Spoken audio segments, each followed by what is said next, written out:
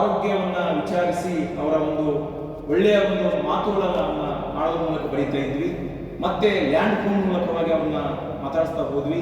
ಅದಕ್ಕಿಂತ ಪೂರ್ವದಲ್ಲಿ ಹೋದ್ವಿ ಅಂತ ಹೇಳಿದ್ರೆ ನಾವು ಹಳ್ಳಿಯಿಂದ ಹಳ್ಳಿಗೆ, ಊರಿಂದ ಊರಿಗೆ ಹೋಗಿ ಅವರ ಯೋಗಕ್ಷೇಮವನ್ನು ವಿಚಾರಿಸಿಕೊಂಡು ಬರ್ತಾ ಇದ್ವಿ. ಇವತ್ತೇನಾಗಿಬಿಟ್ಟಿದೆ, ಸಂಪೂರ್ಣವಾಗಿ ಅವರ ಅಲ್ಲೇ ನಾವಿಲ್ಲೇ ಸಂಪೂರ್ಣವಾಗಿ ಮೊಬೈಲ್ ಮೂಲಕ, ವಿಡಿಯೋ ಕಾಲ್ ಮೂಲಕ ನಾವು ಕೇವಲ ಮಾತುಗಳ ಮೂಲಕ, ದೃಶ್ಯ ಮಾಧ್ಯಮದ ಮೂಲಕವಾಗಿಯೇ ಇದು ಮಾಡ್ತಾ ಇದ್ದೇವೆ. ಅವ್ರನ್ನ ನಾವು ನೇರವಾಗಿ ನಾವು ಅವ್ರನ್ನ ಫಿಸಿಕಲಿ ಹೋಗಿ ಅವ್ರನ್ನ ಕಂಡು ಯೋಗಕ್ಷೇಮ ಮಾತಾಡಿಸೋ ಮನೆಯಲ್ಲಿ ಇದ್ದು ಅವುಗಳನ್ನು ನಾವು ಇದು ಮಾಡ್ತಾ ಏನಾಗ್ತಾ ಇದೆ, ಇವತ್ತು ಸಂಬಂಧ ಸಂಪೂರ್ಣವಾಗಿ ದೂರ ಆಗ್ತಾ ಇದೆ.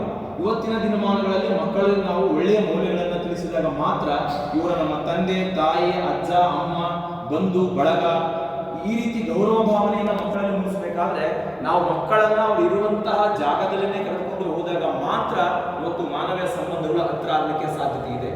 ಇವತ್ತಿನ ದಿನಮಾನಗಳಲ್ಲಿ ಸಂಪೂರ್ಣವಾಗಿ ಈ ರೀತಿಯಾದಂತಹ ಮಾಧ್ಯಮಗಳ ಒಂದು ಇದರ ಮೂಲಕವಾಗಿ ಮಾನಸಿಕವಾಗಿ ನಾವು ಸಂಪೂರ್ಣವಾಗಿ ಒತ್ತಡಕ್ಕೊಳಗಾಗ್ತಾ ಇದ್ದೇವೆ. ಆ ಮೂಲಕವಾಗಿ ಇವತ್ತು ನಾವು ಒಬ್ಬರಿಂದ ಒಬ್ಬರು ಮನಸ್ತಾಪಗಳನ್ನು ಮಾಡ್ಕೊಳ್ತಾ ಇದ್ದೇವೆ.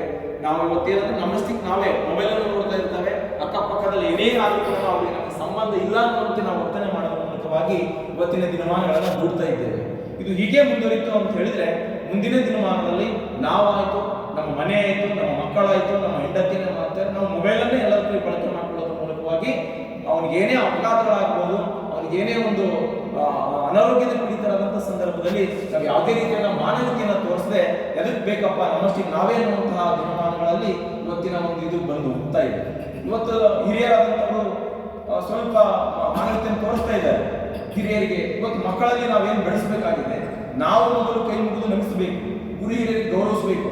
ನಮ್ಮ ಮನೆಯಲ್ಲಿ ಇರ್ತಕ್ಕಂಥ ಅಜ್ಜ, ಅಮ್ಮ, ಹಿರಿಯರಿಗೆ ನಾವು ಮಕ್ಕಳಾದಂಥವ್ರು ಅವ್ರಿಗೆ ಗೌರವಿಸಿದಾಗ ಅದನ್ನು ನಮ್ಮ ಮಕ್ಕಳು ನೋಡಿಕೊಳ್ತಾರೆ, ನಮಗೆ ಮುಂದೆ ಅವರು ಗೌರವಿಸ್ತಾರೆ, ನಮಗೆ ಒಳ್ಳೆಯ ಸ್ಥಾನವನ್ನು ಕೊಡ್ತಾರೆ. ನಾವೇ ಅವ್ರನ್ನ ಅವಾಯ್ಡ್ ಮಾಡಿದಾಗ ಅವ್ರು ಮತ್ತೆ ನಮ್ಮನ್ನು ಮುಂದಿನ ದಿನಮಾನಗಳಲ್ಲಿ ಅವಾಯ್ಡ್ ಮಾಡ್ತಕ್ಕಂಥದ್ದನ್ನು ಕಾಣ್ತಾ ಇದ್ದೇವೆ. ಇದಕ್ಕೆ ಮತ್ತೊಂದು ಪೂರಕ ಅಂತ ಹೇಳಿದ್ರೆ ಇವತ್ತಿನ ದಿನಮಾನದಲ್ಲಿ ಎಲ್ಲ ವೃದ್ಧಾಶ್ರಮಗಳನ್ನು ಮಾಡ್ತಾ ಇದ್ದಾರೆ, ನಿರಾಶ್ರಿತ ಆಶ್ರಮಗಳನ್ನು ತೆರಿತಾ ಇದ್ದಾರೆ. ಇವತ್ತು ಮಕ್ಕಳು ಕೋಟ್ಯಾಂತರ ಸಂಬಳ ತಗೊಳ್ತಾರೆ ವಿದೇಶದಲ್ಲಿದ್ದು, ಅಲ್ಲಿ ಅವರು ತಮ್ಮ ತಂದೆ ತಾಯಿಗಳನ್ನು ಕರ್ಕೊಂಡು ಹೋಗೋದಿಲ್ಲ. ಅಲ್ಲಿ ಮೊಮ್ಮಕ್ಕಳೊಂದಿಗೆ ಖುಷಿಯಾಗಿರ್ತಕ್ಕಂಥ ತಂದೆ ತಾಯಿಗಳು ಇಳಿ ವಯಸ್ಸಿನಲ್ಲಿ ಆ ವೃದ್ಧಾಶ್ರಮದಲ್ಲಿ ಇರ್ತಾರೆ. ಆ ಮಕ್ಕಳಲ್ಲಿ ಇರ್ತಕ್ಕಂಥ ಪ್ರೀತಿ, ಆತ್ಮವಿಶ್ವಾಸವನ್ನು ಗಳಿಸಲಿಕ್ಕೆ ಅವರ ಮನಸ್ಸು, ಅವರ ನೋವನ್ನು ಅರ್ಥ ಮಾಡ್ಕೊಳ್ಳದೇ ಇರ್ತಕ್ಕಂಥ ಮನಸ್ಥಿತಿಗೆ ನಾವು ಬಂದೊದಗಿದ್ದೇವೆ. ಇವತ್ತು ಹಣ ಗಳಿಸೋದು ಮುಖ್ಯವಲ್ಲ, ಈ ಭೂಮಿ ಮೇಲೆ ನಾವು ಎಷ್ಟು ಐಶ್ವರ್ಯ ಗಳಿಸಿದ ಇವತ್ತು ನಾವು ಹೇಗೆ ಮಾನವೀಯತೆಯನ್ನು ಬದುಕ್ತೇವೆ ಅನ್ನತಕ್ಕಂಥದ್ದು ಕಲಿತಾಗ ಮಾತ್ರ ಈ ಮನುಷ್ಯ ಜನ್ಮಕ್ಕೆ ಅರ್ಥ ಬರುತ್ತೆ ಅನ್ನುವಂಥ ಮಾತಿನೊಂದಿಗೆ ಇವತ್ತಿನ ಮಾನವೀಯ ಸಂಬಂಧಗಳು ಹತ್ರ ಆಗಬೇಕು. ನಾವೆಲ್ಲರೂ ಕೂಡ ಒಂದಾಗಿ ಯೋಗ ಅನ್ನುವಂಥ ಸಂಬಂಧದಿಂದ ಇವತ್ತು ಪ್ರತಿ ವರ್ಷದ 2 ಅವಧಿಗಳ ಕಾಲ ಅಕ್ಟೋಬರ್ ಮತ್ತು ಏಪ್ರಿಲ್ನಲ್ಲಿ ನಾವು ಎಷ್ಟೇ ದೂರ ಇದ್ರೂ ಕೂಡ ನಾವೆಲ್ಲ ಆತ್ಮೀಯವಾಗಿ ಒಗ್ಗೂಡ್ತಾ ಇದ್ದೇವೆ, ಒಂದಾಗ್ತಾ ಇದ್ದೇವೆ. ಈ ಹತ್ತಿರದ ಸಂಬಂಧವೇ ಮಾನವೀಯ ಮೌಲ್ಯಗಳನ್ನು ಬೆಳೆಸುವಂತಾಗ್ತದೆ. ಈ ಮೂಲಕವಾಗಿ ಕುಟುಂಬ ಸಮೇತರಾಗೋಣ. ಅದು ಎಲ್ಲೇ ಇದ್ರೂ ಕೂಡ ನಮ್ಮ ಮನೆ ಒಂದೆಲ್ಲ ಕಾರ್ಯಕ್ರಮದಲ್ಲಿ ನಾವು ನಮ್ಮ ಸಂಬಂಧಿಕರಲ್ಲಿ ಒಂದಾಗೋಣ. ನಾವು ನಮ್ಮವರ ಒಂದು ಭಾವನೆ ಹೇಳ್ತೇನೆ.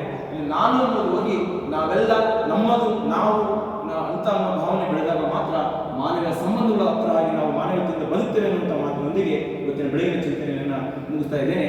ಜೈ ಹಿಂದ್, ಜೈ ಸತ್ಯಾಂಶ.